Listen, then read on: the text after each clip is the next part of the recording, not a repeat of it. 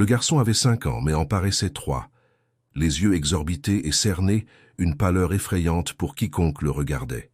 Les médecins de Paris étaient revenus et repartis sans réponse. La baronne Hélène pleurait, enfermée dans sa chambre. Le baron Auguste frappait la table de rage, mais rien ne s'améliorait. L'héritier du plus grand domaine de la région était en train de mourir, et personne ne savait pourquoi.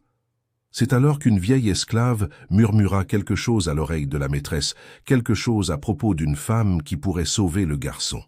La baronne secoua la tête, indignée. Jamais elle ne permettrait cela. Mais quand son fils commença à vomir du sang cette nuit-là, l'orgueil dut céder la place au désespoir. Ce qui se passa ce petit matin-là dans la maison de maître allait changer le destin de tous pour toujours. Un secret fut enfoui si profondément qu'il mit 30 ans à refaire surface. Et quand il fut enfin révélé, le jeune homme, autrefois squelettique, reviendrait au domaine non pas comme héritier, mais comme la plus grande menace que cette famille ait jamais affrontée. Mais qu'avait fait exactement cet esclave pour provoquer un tel bouleversement?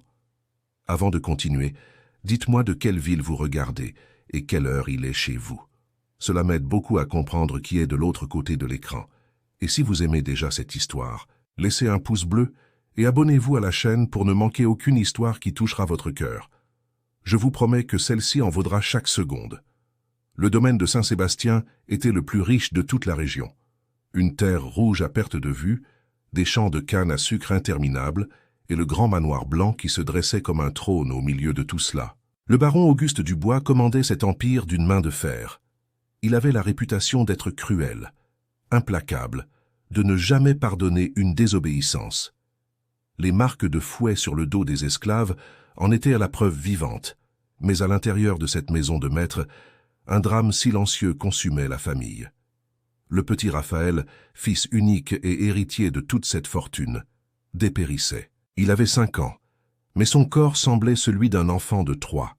Les os de sa poitrine saillaient sous sa peau fine, ses bras étaient fins comme des brindilles, et ses yeux, trop grands pour son visage émacié, ressemblaient à 2 trous sombres.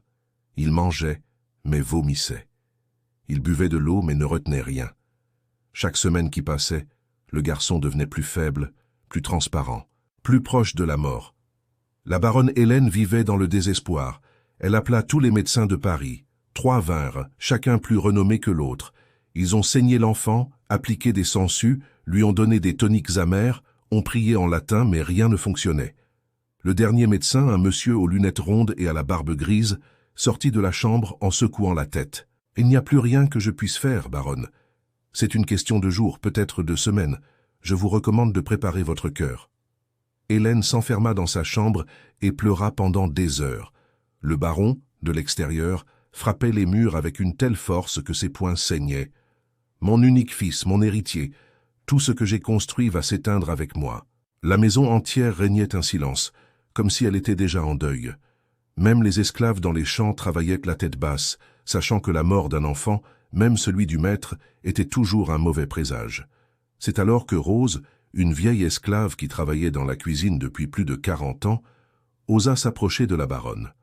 C'était une femme courbée par le temps, avec des cheveux entièrement blancs et des mains tremblantes, mais ses yeux brillaient encore d'une sagesse effrayante. Elle frappa doucement à la porte de la chambre. « Oui? Ah, puis-je parler ?» Hélène ouvrit la porte, le visage gonflé d'avoir tant pleuré. « Qu'y a-t-il, Rose ?» La vieille entra lentement, regarda autour d'elle comme si elle craignait d'être entendue, et murmura. « Il y a une femme qui peut sauver le garçon. » La baronne fronça les sourcils. « Quelle femme? Une autre guérisseuse? 3 sont déjà venues et aucune n'a rien résolu. » Rose secoua la tête. « Ce n'est pas une guérisseuse, c'est Joséphine. » Le nom tomba dans la pièce comme une pierre dans un puits. Hélène fit un pas en arrière. Son visage se ferma dans une expression de répulsion. « Cette esclave? Jamais !» Rose insista d'une voix basse mais ferme. « Elle a sauvé 2 garçons d'autres domaines. Des garçons qui étaient dans le même état, des petits squelettes. Personne ne sait comment elle fait, mais elle sait. » La baronne serra les poings. « Je ne laisserai jamais cette femme toucher mon fils, jamais. » Mais cette même nuit, Raphaël empira. Il commença à vomir du sang. Son petit corps tremblait de convulsions et il criait de douleur pendant que sa mère tenait ses petites mains glacées. Le baron entra dans la chambre terrifié. « Qu'est-ce qui se passe ?» Hélène criait désespérée. « Il est en train de mourir, Auguste. Notre fils est en train de mourir. » L'homme regarda le garçon, vit le sang coulant du coin de sa bouche, et pour la première fois de sa vie, il ressentit de la peur. Une peur qu'il ne connaissait pas, la peur de perdre tout ce qui comptait. C'est alors que Rose apparut à la porte de la chambre. « Madame, ou vous appelez Joséphine maintenant, ou vous préparez le petit cercueil. Le choix vous appartient. » Hélène regarda son fils convulsé, puis son mari qui était paralysé et finalement céda. « Appelez-la. Mais que personne ne le sache. Personne ne doit savoir qu'une esclave est entrée dans cette maison pour cela. » Rose s'enfuit dans la nuit noire, traversa la cour, passa par le quartier des esclaves et se rendit au fond de la propriété, là où se trouvaient les plus vieilles cabanes, celles que personne n'utilisait plus. Là seule vivait Joséphine. C'était une femme d'une trentaine d'années, à la peau ébène, aux yeux profonds et à la présence qui dérangeait. Personne ne savait d'où elle venait. Elle avait été achetée à un négrier des années auparavant, mais ne parlait pas de son passé. Elle travaillait dans les champs pendant la journée, toujours silencieuse, toujours seule. On disait qu'elle savait des choses anciennes, des choses venues d'Afrique. Rose frappa à la porte. « Joséphine, j'ai besoin de vous. C'est le garçon de la maison de maître. » La porte s'ouvrit lentement. Joséphine regarda la vieille avec une expression qui ne démontrait aucune surprise, comme si elle savait déjà que ce moment arriverait. Elle prit un paquet de tissus qui était sur une table et suivit Rose en silence absolu. Quand elles entrèrent par la porte de derrière de la maison de maître, la baronne attendait déjà. Ses yeux rouges d'avoir tant pleuré étaient maintenant secs, remplacés par un mélange de désespoir et de méfiance. « Pouvez-vous vraiment sauver mon fils ?» Joséphine ne répondit pas. Elle monta simplement les escaliers d'un pas ferme. Elle entra dans la chambre où Raphaël était allongé, presque inconscient, et pour la première fois, ses yeux montrèrent quelque chose. Ce n'était pas de la pitié, pas de la tristesse, c'était de la reconnaissance. Elle s'approcha du lit, posa sa main sur le front du garçon et murmura quelque chose dans une langue que personne là-bas ne connaissait. Puis elle se tourna vers la baronne et dit d'une voix calme mais ferme « Je peux le sauver, mais il y aura un prix. » Hélène répondit désespérée « N'importe quoi, de l'or, des bijoux, votre liberté, ce que vous voulez. » Joséphine secoua lentement la tête. « Ce n'est pas ce genre de prix. Le prix est que personne ne devra jamais savoir ce qui s'est passé ici cette nuit, et vous ne pourrez plus jamais me regarder de la même manière. » La baronne ne comprit pas, mais accepta. « Faites ce que vous avez à faire. » Ce qui se passa ce petit matin-là dans cette chambre, personne ne le raconta jamais. Mais quand le soleil se leva, Raphaël respirait calmement. Sa peau avait retrouvé des couleurs, et pour la première fois depuis des mois, il demanda à manger. Mais quelque chose avait changé. Et ce quelque chose serait le germe d'un bouleversement qui mettrait 30 ans à germer. Les jours suivants furent comme un miracle. Raphaël non seulement survécut, mais commença à prendre du poids, des couleurs, de la vie. En 2 semaines, il courait déjà dans la cour. En 1 mois, il grimpait aux arbres. Les médecins qui revinrent examiner le garçon restèrent bouche bée. « Je ne comprends pas, baronne. C'est impossible. Il était au seuil de la mort. » Hélène souriait et disait que c'était la foi, les prières, la volonté de Dieu. Mais au fond d'elle, elle connaissait la vérité, et cette vérité la rongeait de l'intérieur comme un poison lent. Le baron Auguste célébra par une fête qui dura 3 jours. Il invita toutes les familles importantes de la région, abattit 2 bœufs, ouvrit les meilleures bouteilles de vin. « Mon fils est guéri, c'est un miracle. » Mais pendant que tous trinquaient dans le salon principal, là, au fond de la propriété, Joséphine retournait à son travail silencieux dans les champs, comme si rien ne s'était passé. Ce que personne ne savait, c'est que quelque chose avait changé entre elle et le garçon. Raphaël, maintenant en pleine santé et plein d'énergie, commença à faire quelque chose d'étrange. Chaque fois qu'il voyait Joséphine de loin, il arrêtait ce qu'il faisait et la regardait. Ce n'était pas un regard de curiosité ordinaire. C'était comme s'il la reconnaissait, comme s'il y avait un lien invisible les attirant l'un vers l'autre. La baronne le remarqua et cela la rendait furieuse. Un jour, quand Raphaël eut 6 ans, elle le surprit immobile sur le perron, observant Joséphine qui portait l'eau du puits. Hélène le tira par le bras avec force. « Qu'est-ce que tu fais ?» Raphaël répondit innocemment. « Je regarde juste, maman. » Elle secoua l'enfant. « Je ne veux pas que tu regardes cette femme, tu comprends? C'est une esclave. Tu es le fils du baron. On ne se mêle pas à ces gens-là. » Mais plus sa mère interdisait, plus Raphaël ressentait cette attraction inexplicable. C'était comme si Joséphine avait un magnétisme auquel il ne pouvait résister. Quand il eut 7 ans, il osa s'approcher. Il jouait près du puits quand il la vit laver du linge seul. Il s'assit sur une pierre près d'elle et resta silencieux. Joséphine continua à laver sans le regarder. Finalement, Raphaël demanda « C'est vous qui m'avez guéri, n'est-ce pas ?» Joséphine s'arrêta un instant mais ne répondit pas. Le garçon insista. « Je me souviens de vous, je me souviens de votre odeur, je me souviens de votre voix. » Elle le regarda enfin et ses yeux étaient embués de larmes. « Ne parlez pas de ces choses, mon enfant. Cela pourrait causer des problèmes. » Mais il ne se laissa pas intimider. « Parce que je sens que je vous connais d'une manière que je ne peux expliquer. » Joséphine respira profondément. « Parfois, la vie unit les gens de manière que nous ne comprenons pas.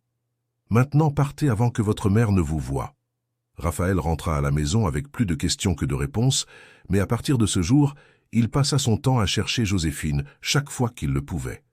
Il lui apportait des fruits en cachette, s'asseyait près d'elle pour lui tenir compagnie, lui posait des questions sur tout. Elle, toujours prudente, répondait peu mais n'avait pas le courage de le renvoyer complètement. La baronne Hélène vivait en constante vigilance. Elle savait que ce lien était dangereux, non seulement parce qu'il était inapproprié qu'un enfant blanc s'approche d'une esclave, mais parce qu'elle connaissait le secret que Raphaël ne devait pas découvrir. Un secret qui, s'il était révélé, détruirait tout. Quand Raphaël eut 10 ans, le baron décida qu'il était temps de commencer son éducation formelle.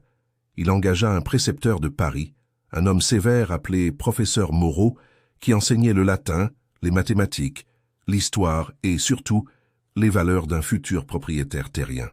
« Votre père est un homme important, Raphaël. Vous devez apprendre à commander, à être ferme, à ne pas montrer de faiblesse. Les esclaves ont besoin d'une main ferme, pas de bonté. » Mais les paroles du professeur entraient par une oreille et sortirent par l'autre. Raphaël observait par la fenêtre du bureau les esclaves travaillant sous le soleil brûlant. Il voyait les marques de fouet, il voyait l'épuisement, il voyait la douleur, et cela le dérangeait profondément. Un jour, il demanda au précepteur « Pourquoi ne peuvent-ils pas être libres ?» Le professeur Moreau ferma le livre avec force. « Parce que c'est l'ordre naturel des choses. Certains sont nés pour commander, d'autres pour obéir. Ne remettez pas en question ce que Dieu a établi. » Mais Raphaël ne pouvait accepter. Et Joséphine, elle aussi est née pour obéir. Le professeur le regarda avec mépris. Surtout elle. Maintenant, assez de questions stupides. Revenons à la conjugaison des verbes. La nuit, Raphaël ne pouvait pas dormir. Il descendait en cachette à la cuisine, prenait du pain et l'apportait au quartier des esclaves. Il cherchait Joséphine, qui était toujours éveillée, même aux heures les plus tardives. Comme si le sommeil ne la visitait pas. Il s'asseyait à côté d'elle et parlait de ce qu'il apprenait, de ses doutes, de la confusion qu'il ressentait au fond de lui. Joséphine l'écoutait attentivement, quelque chose que même sa propre mère ne faisait pas. Elle ne donnait pas de conseils, mais sa présence était réconfortante.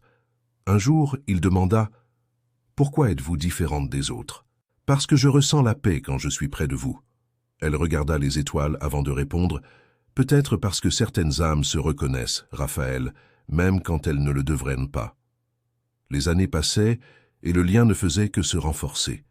Quand Raphaël eut 15 ans, il était déjà un jeune homme grand, aux épaules larges, mais aux yeux sensibles, qui contrastait avec la dureté attendue d'un futur baron. Son père commença à l'emmener aux affaires, aux ventes aux enchères d'esclaves, aux réunions avec d'autres propriétaires terriens. Il voulait le modeler à son image, mais plus il voyait, plus Raphaël se révoltait intérieurement. Un après-midi, il fut témoin d'une scène qui allait tout changer. L'un des contremaîtres fouettait un homme au pilori pour avoir fait tomber un sac de café.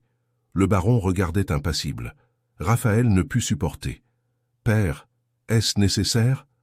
Le baron le regarda froidement. « Discipline, mon fils. Sans elle, ils deviennent des animaux sauvages. » Raphaël ressentit de la nausée, sortit de là et alla chercher le seul endroit où il trouvait du réconfort. Joséphine, elle était au potager en train de planter. Il arriva bouleversé. « Je n'en peux plus. Je ne supporte plus de voir des gens traités pire que des bêtes. Je ne supporte plus de faire semblant que c'est normal. » Joséphine lâcha sa houe et pour la première fois lui tint le visage à deux mains. Ses paumes calleuses touchèrent la peau du jeune homme avec une tendresse qu'il n'avait jamais ressentie. « Vous avez un cœur différent, Raphaël. Ne laissez pas ce monde tuer cela. » Lui, les larmes aux yeux, demanda « Pourquoi vous souciez-vous de moi? Pourquoi suis-je si important pour vous ?» Joséphine hésita comme si elle était sur le point de révéler quelque chose, mais recula. « Je me soucie de vous, et c'est tout. » Ce que Raphaël ne savait pas, c'est que la baronne les observait de loin, cachée derrière les arbres, et la haine qu'elle ressentait à ce moment-là était plus grande que tout. Cette femme lui volait son fils, elle créait un lien qui menaçait toute la structure qu'elle avait construite avec des mensonges. Cette nuit-là, la baronne prit une décision. Joséphine devait partir de là, et vite, avant que le secret ne refasse surface, avant que la vérité ne détruise tout. Mais ce qu'elle n'imaginait pas, c'est qu'en essayant de les séparer, elle ne faisait qu'appuyer sur la gâchette d'une bombe qui mènerait au plus grand bouleversement que cette famille n'ait jamais connu. Le lendemain matin, Joséphine fut réveillée avant le lever du soleil par Rose, la vieille cuisinière. « Lève-toi, Joséphine, madame t'a fait appeler. » Joséphine ressentit un serrement au cœur. Elle savait que quelque chose n'allait pas. Quand elle entra dans la maison de maître, la baronne Hélène l'attendait dans le salon debout, avec une expression glaciale qui ne cachait pas son mépris. « Vous allez être vendu. Dès demain. Vous partez pour le domaine du commandeur Leclerc, en Auvergne. Tout est déjà arrangé. » Joséphine sentit le sol se dérober sous ses pieds. « Vendu? Mais pourquoi, madame? Je travaille bien. Je n'ai jamais désobéi. Jamais. » La baronne l'interrompit d'une voix coupante. « Cela ne m'intéresse pas. Vous ne servez plus ici. Vous pouvez aller faire vos affaires. » Joséphine sortit de là, les jambes tremblantes, retourna à sa cabane et s'assit sur le sol en terre battue. Elle savait exactement pourquoi elle était vendue. C'était à cause de Raphaël. La baronne avait vu, avait perçu le lien et allait maintenant le détruire de la seule manière possible, en les séparant pour toujours. Raphaël ne le découvrit qu'à midi quand il chercha Joséphine au potager et ne la trouva pas. Il demanda à d'autres esclaves « Où est Joséphine ?» Un vieil homme répondit doucement « On dit que madame va la vendre demain. » Le jeune homme eut l'impression qu'on lui arrachait un morceau de lui-même. Il courut dans la maison, monta les escaliers 4 à 4 et envahit la chambre de sa mère sans frapper. « Qu'avez-vous fait ?» Hélène ne se retourna même pas. « J'ai fait ce qui était nécessaire. Cette femme vous détournait de votre chemin. » Raphaël cria pour la première fois de sa vie sur sa mère. « Elle ne m'a détourné de rien. Elle est la seule personne dans cette maison qui me traite comme un être humain. » La baronne se retourna finalement et ses yeux étaient froids comme la glace. « Exactement pour cela. Elle vous traite comme un être humain et vous oubliez qui vous êtes. Vous êtes le fils du baron, pas l'ami d'une esclave. » Le jeune homme sentit une haine monter dans sa gorge. « Vous n'avez pas le droit de décider cela. » Elle rit avec dédain. « J'ai tous les droits. Je suis votre mère. » Raphaël fit un pas en avant. « Vous n'avez jamais été ma vraie mère. Vous m'avez toujours traité comme un objet, comme un héritier, jamais comme un fils. Celle qui m'a donné de l'attention, qui m'a écouté, qui s'est vraiment souciée de moi, c'était elle. » Hélène sentit le sang lui monter à la tête. « Vous ne savez pas de quoi vous parlez. J'ai donné ma vie pour vous. J'ai souffert pour vous mettre au monde. » Raphaël secoua la tête. « Vous avez souffert? Vous qui ne m'avez jamais pris dans vos bras, qui n'avez jamais séché mes larmes, qui m'avez toujours repoussé. » La baronne leva la main comme pour le gifler, mais s'arrêta en l'air. « Sortez de ma chambre maintenant. » Raphaël sortit mais ne retourna pas dans sa chambre. Il descendit directement au quartier des esclaves et chercha Joséphine. Il la trouva assise sur le seuil de sa cabane avec un petit baluchon de tissu à côté. Ses yeux étaient rouges, mais elle ne pleurait plus.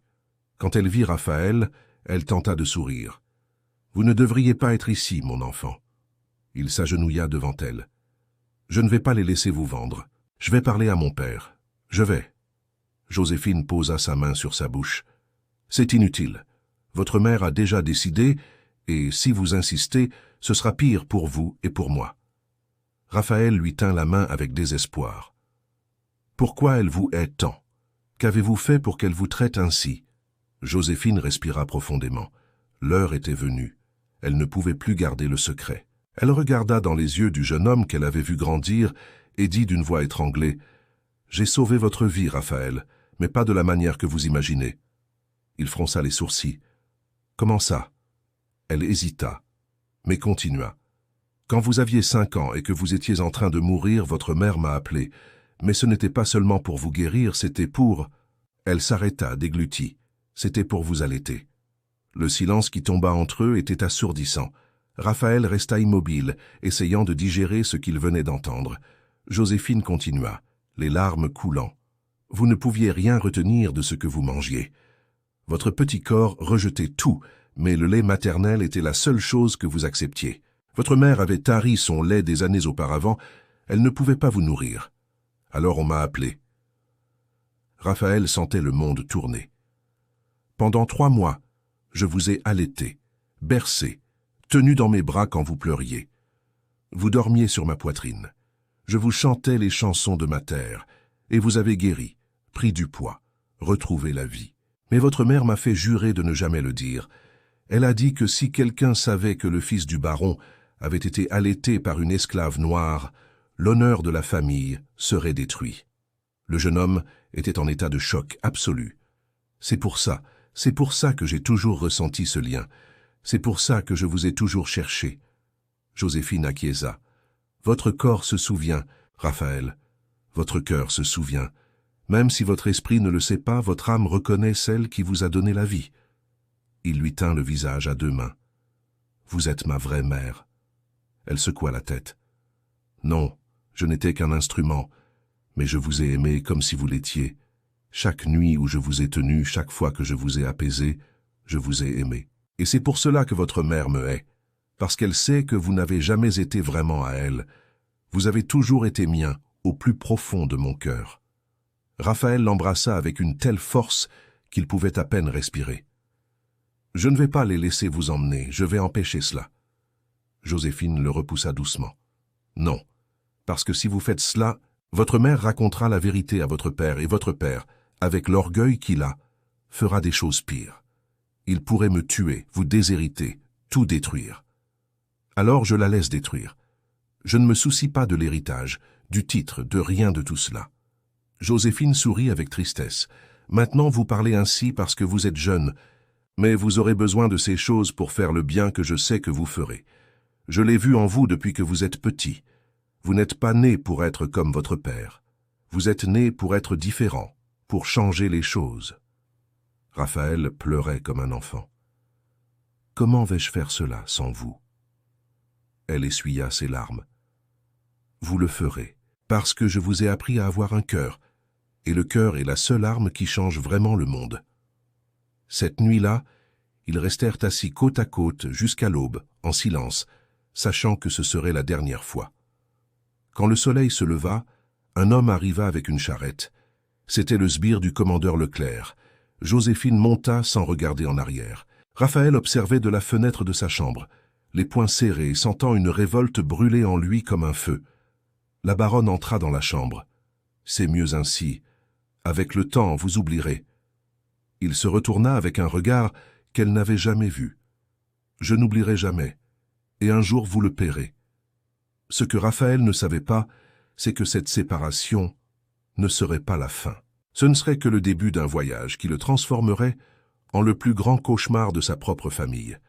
Parce qu'un homme qui découvre la vérité sur qui il a vraiment aimé ne redevient jamais le même. 10 ans se passèrent. Raphaël avait maintenant 25 ans. Il était devenu avocat à Paris contre la volonté de son père qui voulait qu'il gère le domaine. Mais Raphaël choisit une autre voie. Il devint avocat abolitionniste. Il défendait les esclaves devant les tribunaux, luttait pour des lettres d'affranchissement, affrontait les propriétaires terriens devant les cours. Son nom commença à se répandre dans la région. Le fils du baron Auguste était devenu un traître à sa propre classe.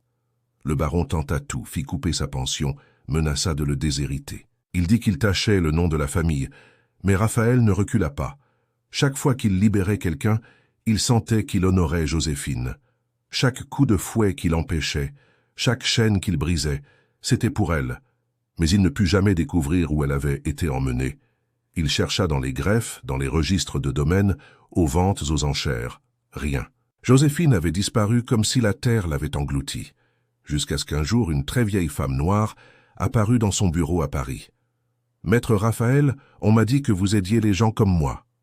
Il se leva immédiatement. Entrez, je vous en prie, asseyez-vous. La femme s'assit avec difficulté. Ses jambes ne répondaient plus très bien. Je m'appelle Bénédicte. Je travaille au domaine du commandeur Leclerc depuis plus de 40 ans. Je suis venu ici parce que j'ai entendu dire que vous étiez le fils du baron Auguste. Le nom du commandeur Leclerc glaça Raphaël. Il se pencha en avant. « Dites-moi ce qui s'est passé. » Bénédicte respira profondément. « Il y a une femme là-bas qui est très malade. On dit qu'elle va bientôt mourir. Elle ne parle pas beaucoup, mais l'autre jour elle a déliré de fièvre et a répété un nom plusieurs fois. Raphaël. » Son cœur s'emballa. « Comment s'appelle-t-elle ?»« Joséphine. » Raphaël sentit le souffle lui manquer. Il se leva si vite qu'il fit tomber sa chaise. « Où se trouve le domaine ?» Bénédicte donna des indications, mais maître, c'est loin. Cela prendra 3 jours de voyage. Et le commandeur n'aime pas les visites. Il est pire que votre père, si je puis me permettre. Raphaël prenait déjà son manteau. Peu importe, j'y vais maintenant. Il voyagea jour et nuit, changea de cheval 2 fois. Quand il arriva au domaine du commandeur Leclerc, il faisait encore nuit. Il frappa violemment au portail. Un contremaître ouvrit, somnolent. « Qui êtes-vous » ? « Je suis maître Raphaël Dubois. J'ai besoin de parler au commandeur maintenant. » L'homme le regarda avec méfiance. Il ne reçoit personne à cette heure-ci. Raphaël sortit une poignée de pièces d'or de sa poche. Alors il va le recevoir maintenant. Le commandeur était un homme gros, avec une grande moustache et de petits yeux. Il descendit en robe de chambre, irrité. « Qu'est-ce que cela signifie » Raphaël alla droit au but. « Je suis venu chercher une esclave, Joséphine. Je veux l'acheter. » Le commandeur rit. « Cette vieille femme est en train de mourir. Elle ne sert à rien depuis des années. Je vous la donne gratuitement si vous voulez emporter le corps après. Menez-moi à elle maintenant. » Il y avait quelque chose dans la voix de Raphaël qui n'admettait aucun refus. Le commandeur grogna mais la conduisit à une cabane à l'arrière, isolée des autres. C'était là qu'il mettait les esclaves malades pour qu'ils ne contaminent pas les autres. Quand Raphaël entra, l'odeur de moisie et de maladie était suffocante. Il y avait 3 personnes allongées sur des nattes à même le sol. Il chercha du regard jusqu'à ce qu'il la voie. Dans un coin recroquevillé se trouvait Joséphine, mais ce n'était plus la femme dont il se souvenait. Elle était squelettique, la peau collée aux os, les cheveux entièrement blancs, les yeux cernés. Raphaël tomba à genoux à côté d'elle. « Joséphine !» Elle ouvrit lentement les yeux. Elle avait une forte fièvre. Elle vit son visage, mais ne sembla pas le reconnaître. Raphaël lui tint la main qui était froide comme de la glace. « C'est moi, Raphaël. » Pendant un instant, il n'y eut aucune réaction. Puis, lentement, ses yeux se remplirent de larmes. « Mon enfant, vous êtes venu. » Il pleurait sans se soucier de qui le voyait. « Je suis venu vous chercher. Je vais vous sortir d'ici. » Elle secoua faiblement la tête. « Il est trop tard. » Raphaël n'accepta pas. Il n'est jamais trop tard. Il la prit dans ses bras. Elle ne pesait presque rien. C'était comme tenir un oiseau. Le commandeur observait depuis la porte. « Vous pouvez l'emmener. Elle allait mourir de toute façon. D'ailleurs, donnez-moi les pièces, ainsi je libérerai ses papiers. » Raphaël donna tout ce qu'il avait. « Je ne me soucie pas de l'argent, je ne veux qu'elle. » Il plaça Joséphine dans la charrette qu'il avait louée et la couvrit de couverture. Il voyagea de retour vers Paris, mais cette fois lentement, s'arrêtant dans toutes les villes pour qu'elle se repose, boive de l'eau, mange quelque chose. Il paya des médecins à chaque arrêt, acheta des médicaments chers, mais tous disaient la même chose. Qu'elle est trop faible, elle ne résistera pas. Quand il arriva à Paris, il l'emmena directement chez lui. Il avait une maison de ville simple, mais confortable. Il plaça Joséphine dans le meilleur lit, engagea une infirmière, fit venir le meilleur médecin de la ville. Pendant 2 semaines, elle oscilla entre la vie et la mort. Raphaël ne quitta pas son chevet 1 minute, dormait sur la chaise à côté du lit, lui tenait la main, lui parlait même quand elle ne répondait pas. Une nuit, la fièvre finit par baisser. Joséphine ouvrit les yeux, et cette fois, elle était lucide.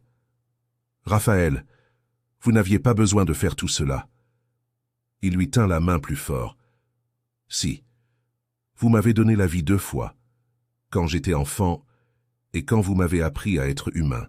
Je n'allais pas vous laisser mourir seul et oublié. Mais votre famille, votre père va vous déshériter s'il le sait. Il m'a déjà déshérité, peu importe. Je préfère vous avoir et ma conscience tranquille que toute la fortune du monde. Joséphine sourit. Ce petit enfant au sein est devenu un homme, un vrai. Dans les mois suivants, Joséphine se rétablit lentement. Elle ne retrouva jamais sa force d'antan. Mais elle prit du poids, des couleurs, de la vie. Raphaël transforma une partie de sa maison en refuge. Il commença à accueillir d'autres esclaves fugitifs, à leur donner abri, nourriture, faux documents. La nouvelle parvint aux oreilles du baron Auguste. Il devint fou de rage, monta à cheval et se rendit à Paris pour confronter son fils. Il frappa à la porte avec fureur. Quand Raphaël ouvrit, le baron poussa la porte. « Où est cette misérable? Où est la femme qui a détruit ma famille ?» Raphaël ne recula pas. « Elle est ici et elle ne partira pas, tant que je serai en vie. » Le baron entra furieux. Joséphine était assise dans le salon en train de coudre. Quand elle vit le baron, son corps se raidit, mais elle ne baissa pas les yeux. « Vous, tout a commencé à cause de vous. Mon fils est devenu un traître à cause de vous. » Raphaël se plaça entre les deux. « Ce n'est pas elle, c'est vous. Vous qui avez menti, qui avez caché la vérité, qui m'avez élevé dans une maison sans amour. » Le baron cria. « L'amour? Nous vous avons tout donné, la meilleure éducation, la meilleure vie. » Raphaël cria en retour. « Mais vous ne m'avez jamais donné ce dont j'avais le plus besoin, la vérité. Et elle me l'a donné. Elle m'a donné du lait quand je mourais, m'a pris dans ses bras quand je pleurais, m'a appris ce qu'est la bonté. Elle est plus ma mère que la femme qui m'a mise au monde. » Le baron regarda Joséphine avec haine. « Vous avez empoisonné mon fils. » Joséphine parla finalement d'une voix ferme. « Je n'ai empoisonné personne. J'ai seulement aimé. Et l'amour enseigne à voir le monde tel qu'il est, non pas tel que les maîtres veulent qu'il soit. » Le baron fit un pas menaçant, mais Raphaël se plaça devant. « Si vous la touchez, vous ne me reverrez plus jamais. Père, le choix vous appartient. Acceptez que j'ai choisi un chemin différent, ou perdez votre fils pour toujours. » Le baron les regarda tous les deux, puis sortit sans dire un mot. Raphaël ferma la porte à clé et serra Joséphine dans ses bras. Elle murmura « Vous avez tout sacrifié pour moi. » Il secoua la tête. « Je n'ai rien sacrifié. J'ai tout gagné. J'ai gagné ma liberté. » Les années suivantes furent de lutte, mais aussi de paix. Raphaël libéra des centaines d'esclaves. Il devint l'un des avocats abolitionnistes les plus respectés du pays, et Joséphine vécut à ses côtés, cousant, cuisinant, conseillant. Quand la loi d'abolition fut finalement signée, ils pleurèrent en s'étreignant. « Nous avons réussi !» Elle sourit. « Vous avez réussi. J'ai seulement planté la graine. » Raphaël se maria des années plus tard avec une institutrice qui luttait aussi pour l'abolition. Ils eurent 3 enfants et tous grandirent en appelant Joséphine « Mamie ». Elle mourut à 72 ans en paix, entourée d'amour. Aux funérailles, Raphaël dit « Aujourd'hui s'en va la femme qui m'a appris que la vraie noblesse n'est pas dans le sang, mais dans le cœur. » Et pendant que tous pleuraient, il tenait dans ses bras son plus jeune fils, âgé de seulement 2 ans, et murmurait « Son nom est Joséphin, pour que nous n'oublions jamais celle qui nous a vraiment donné la vie. » Si vous avez aimé cette histoire, laissez votre commentaire. J'aime connaître votre avis et une vidéo apparaît ici sur votre écran. Cliquez dessus et je vous retrouve de l'autre côté. À bientôt.